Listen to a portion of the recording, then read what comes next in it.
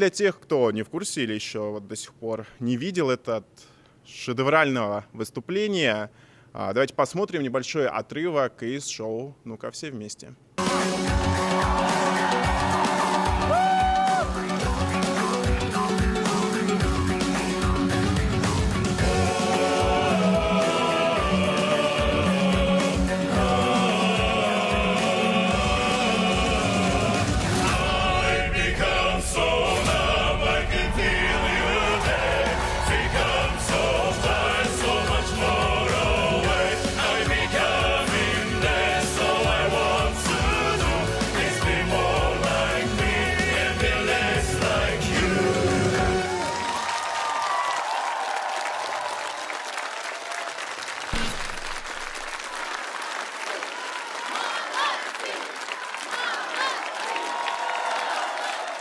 Еще раз вас приветствую. На самом деле это было очень мощно.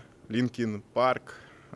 Почему именно такой был выбор репертуара? Это сразу, Спасибо. да, чтобы удивить российских экспертов, зацепить их. Эта песня, вообще эта композиция, появилась у нас в репертуаре примерно год назад. Мы любим экспериментировать. Мгм. И у нас есть свои каналы в социальных сетях. Мы активно публикуем там свои видео, фотографии, отрывки из концертов и так далее. И вот мы решили сделать эту песню как снять кавер. Добавили туда нашу народную дамбру казахскую, шанкобыз, кылкобыз. И местами можете услышать там горловое пение, фрагменты. Ну, я был еще вашим подписчиком до того, как это стало мейнстримом, да, как говорится. Спасибо. А, И вот организаторы проекта увидели именно нашу версию в интернете. И когда они позвонили, они прям настаивали, чтобы Мгм. мы исполнили именно эту композицию. То есть это было пожелание организаторов проекта все? Да, да, верно. А если бы у вас был выбор, вы бы с чем поехали? Ну, у нас репертуар огромен, более 200 песен на разных языках, на разных жанрах, стилях.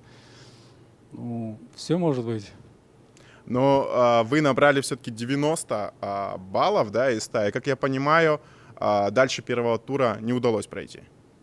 Да, конечно, нашей целью была поднять всю сотню. Мы были нацелены только на победу, чтобы поднять всю сотню.